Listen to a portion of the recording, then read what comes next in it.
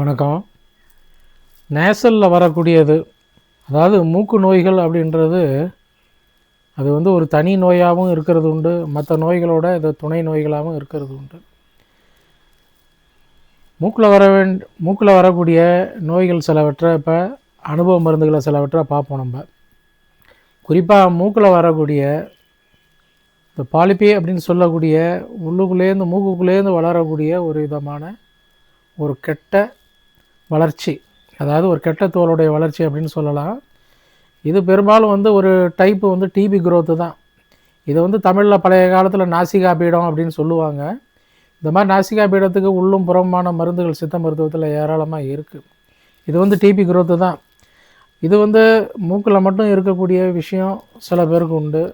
இதையும் தாண்டி சில பேருக்கு பார்த்திங்கன்னா டான்சிலோடு சம்மந்தப்பட்ட விஷயங்களும் இருக்கும்.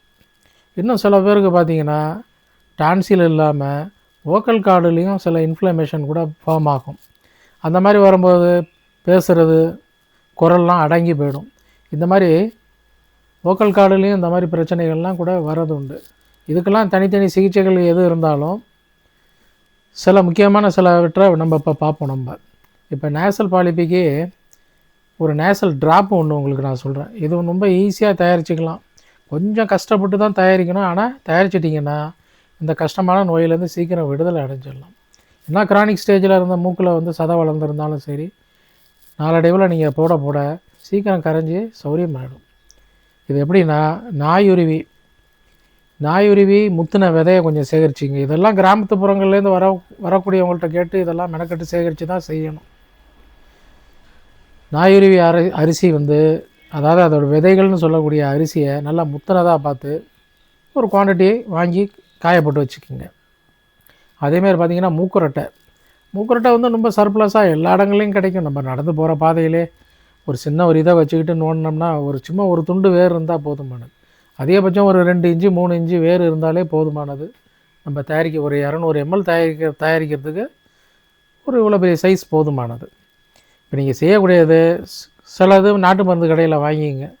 மிளகு, அதாவது சுக்கு, மிளகு, அரிசி திப்பிலி, கருஞ்சீரகம், பூண்டு, சித்தரத்தை, ஓமம், இந்த சரக்கெல்லாம் வாங்கிங்க. பூண்டை தவிர மீதி எல்லாத்தையும் வந்து இன்னும் வறுக்கக்கூடாது. எல்லாம் ஒரு 10 கிராம் அப்ராக்சிமேட்டாக அப்படியே மிக்சியில் வந்து ஒரு குறகுறப்பான தூளாக பொடி பண்ணிவிடுங்க. கடைசியாக பூண்டு பல்ல போட்டு ஒரு 10 கிராம் இல்லை ஒரு 20 கிராம் போட்டு நல்லா அதை ஒரு தடவை பெரட்டினாப்பில் அடித்து மசிச்சிருங்க. இதெல்லாம் அப்படியே எடுத்து ஒரு 200 ml நல்லெண்ணெயில் போட்டுருங்க. அதுக்கப்புறம் பார்த்திங்கன்னா இந்த நாயுருவியும் மூக்குரட்டை வேறையும் தனியாக அரைக்கணும். அதான் முக்கியம். ஏன்னா மூக்குரட்டை வேற சின்ன சின்ன துண்டாக வெட்டி போட்டு அரைச்சிருங்க. அப்படியே குறகுறப்பான தூளாக இருந்தால் போதுமானது. ரொம்ப நைஸாக இருக்கணும்னு அவசியம் கிடையாது. ஏன்னா நாங்கள்லாம் வந்து மருந்து செய்யும்போது அம்மியில் தண்ணி தெளித்து தான் அரைப்போம். அது பெரிய அளவில் செய்யும்போது சும்மா மிக்சியில் வந்து குறகுறப்பான தூளாக பண்ணால் போதுமானது. நாயுருவி அரிசியும் அதே மாதிரி தான் 1-2 நசுக்கி போட்டாலே போதுமானது. இதெல்லாம் ஒரு 2 நாளைக்கு ஊறட்டும்.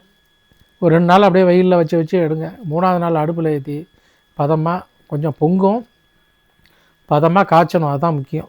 ரொம்ப கருகிராமல் ஒரு ப்ரௌன் நிறமாக அந்த வண்டெல்லாம் வர மாதிரி பொறுமையாக காய்ச்சி எடுத்துருங்க.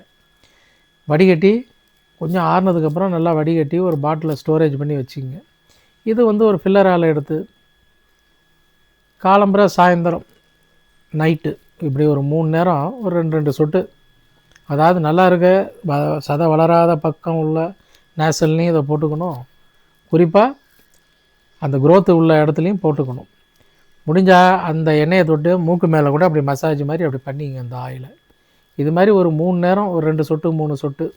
முதல்ல 2 சொட்டு போட்டோடனே அது பெனட்ரேட் ஆகி போகாது. ஏன்னா ஒரு அடப்பு இருக்கிறதுனால. ஒரு தடவை போட்டு ஒரு 5 நிமிஷம் கழித்து எழுந்துச்சி உட்காந்துக்கிட்டு கொஞ்சம் க்ளீன் பண்ணிவிட்டு திருப்பியும் ஒரு தடவை போடணும். அப்போ தான் இது போய் நல்லா அந்த இது கோட்டிங் ஆனதுன்னா எந்த அளவுக்கு டீப்பாக போய் கோட் ஆகுதோ அந்த அளவுக்கு இது ரிசல்ட் கிடைக்கும். இதை தொடர்ந்து போட்டு பாருங்களேன். நல்லா அற்புதமாக வலி வேகம்லாம் குறைஞ்சிரும். அந்த பிளாக்கெல்லாம் கொஞ்சம் கொஞ்சமாக ஓப்பன் ஆக ஆரம்பிச்சிடும்.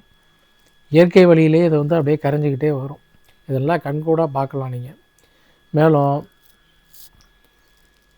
இன்னொரு விஷயம் ஒன்று உங்களுக்கு பதிவு பண்ணுறேன். ஏன்னா கூடுமான வரைக்கும் நம்ம புறச்சூழ்நிலையில் இருக்கக்கூடிய இந்த அலர்ஜிகள் தான் நம்மளை வந்து பெரும்பாலும் வந்து இந்த பாதிப்புக்கு முக்கிய காரணமே அதுதான். இது என்ன தான் டிபி குரோத்தாக இருந்தாலும் இது அகர்வேட்டாக ஆகிறதுக்கு இந்த மாதிரி கிருமிகள் உள்ளே போய் டெபாசிஷன் ஆகி அதுக்கப்புறம் அந்த அலர்ச்சினால் வரக்கூடியது அப்படின்ற பிரச்சனைகள்லாம் நிறையா இருக்குது. ஏன்னா அந்த உணர்ச்சி நரம்புகள் வந்து அதீதமாக ஆயிடுச்சுன்னா அப்போ தான் வந்து அதிகமான தும்மல்லாம் உருவாகுது.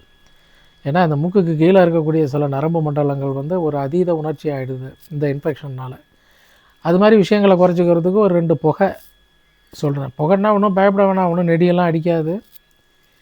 எருக்கஞ்செடியில் பார்த்தீங்கன்னா, ஏன்னா இதெல்லாம் வந்து உங்களுக்கு இது எதுக்கெல்லாம் பதிவு பண்ணி வைக்கிறோம்னா, இதெல்லாம் நீங்கள் செய்கிறீங்களோ செய்யலையோ, ஆனால் நம்மளை சுற்றி இருக்கக்கூடிய இந்த மாதிரி ஒரு அபூர்வமான மருத்துவ முறைகள்லாம் இருக்குதுன்னு நீங்கள் தெரிஞ்சுக்கிறதுக்கு தான் இந்த பதிவோட முக்கிய நோக்கமே.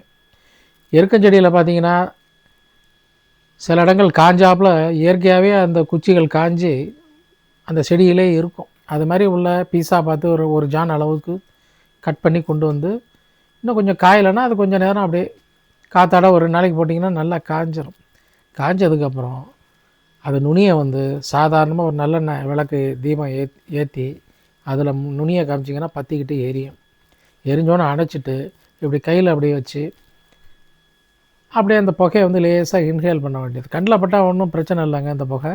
அதனால் மூக்கில் மட்டும் லேசாக அப்படி அந்த புகையை மெல்ல இழுத்துக்க வேண்டியது. இப்போ எப்படி வசம்பெல்லாம் சுட்டு அந்த புகையை இழுக்கிறாங்க, மஞ்சளை சுட்டு இழுக்கிறாங்க இல்லையா, அதே மாதிரி குச்சி காஞ்ச குச்சியை அந்த புகையை இழுக்க வேண்டியது. இது மாதிரி காலம்பரம் ஒரு தடவை இழுத்துட்டு நைட்டு ஒரு தடவை இழுத்துட்டு நீங்கள் படுத்தாலே மேக்ஸிமம் அந்த மூக்குக்கு உள்ளுக்குள்ளே இருக்கக்கூடிய எந்த விதமான இன்ஃபெக்ஷனாக இருந்தாலும் சரி, புண்ணாக இருந்தாலும் சரி வேகமாக ஆற ஆரம்பிச்சிடும். மேலும் அதீத உணர்ச்சி உடைய அந்த நரம்பு மண்டலமும் சாந்தமாகிடும். அது ரொம்ப முக்கியம். இது எப்படி செய்கிறோமோ அதேமாரி நொச்சி குச்சியிலையும் செய்யலாம். நொச்சி குச்சின்னா அது மாதிரி அந்த பிரான்ச்சில் வந்து கொஞ்சம் நல்லா ரொம்ப மெல்லிசாக இல்லாமல் கொஞ்சம் கட்டை பாஞ்சிருக்கும். அந்த மாதிரி ஒரு மரக்குச்சியாக பார்த்து கட் பண்ணி காய போட்டு இதே மாதிரி அந்த புகையை கண்ணில் மூக்கில் படுற மாதிரி பிடிச்சிக்கலாம்.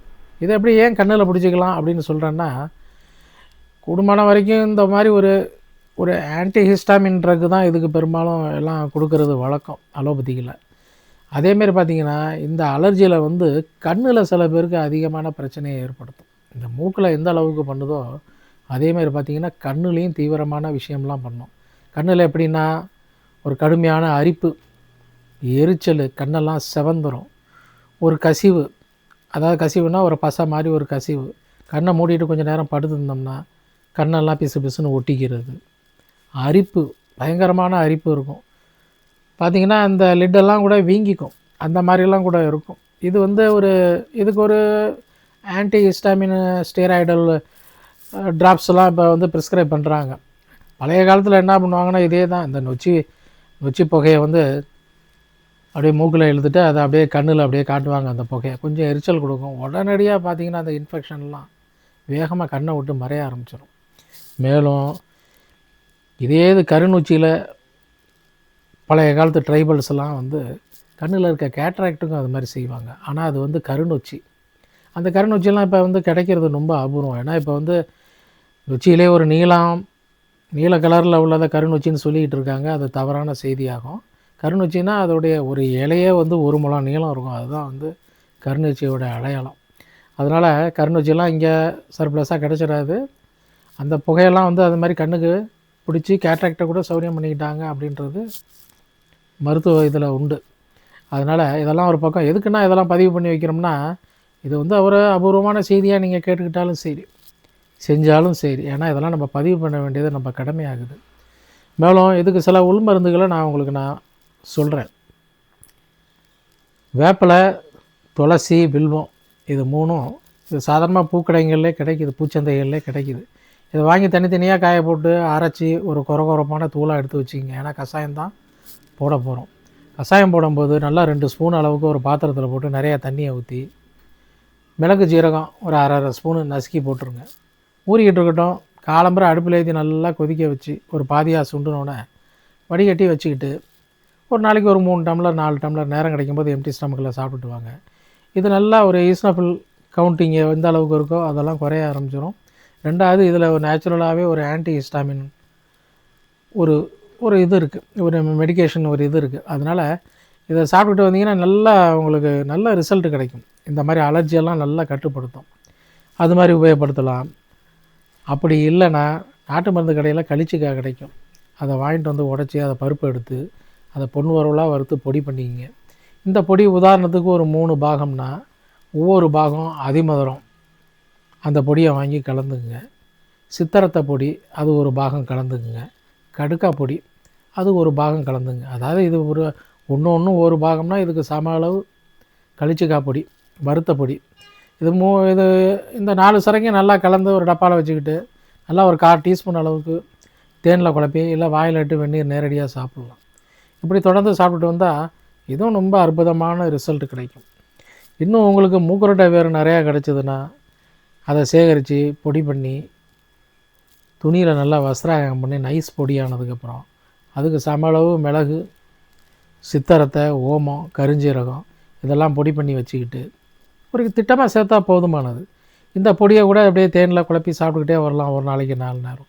இதுவும் ரொம்ப ஒரு அற்புதமான ரிசல்ட்டை கொடுக்கக்கூடியது.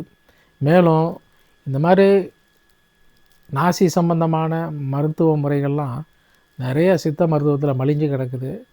அதாவது நம்மளை சுற்றி இருக்கக்கூடிய எளிமையான தாவரங்கள் தான் இப்போ நான் சொன்னது. ஒன்றும் கிடைக்காத அபூர்வ தாவரங்கள்லாம் ஒன்றும் கிடையாது. இதை நீங்கள் பயன்படுத்துங்க, நல்ல ரிசல்ட் கிடைக்கும். இது தயாரிக்கிற சம்பந்தமாக உங்களுக்கு ஏதாவது சந்தேகம் இருந்ததுன்னா வழக்கம் போல் கேளுங்க. கூடுதலான விஷயங்கள் கூட உங்களுக்கு நான் சொல்லக்கூடும். மேலும் சப்ஸ்கிரைப் பண்ணாதவங்க தயவுசெய்து சப்ஸ்கிரைப் பண்ணுங்கள். நன்றி, வணக்கம்.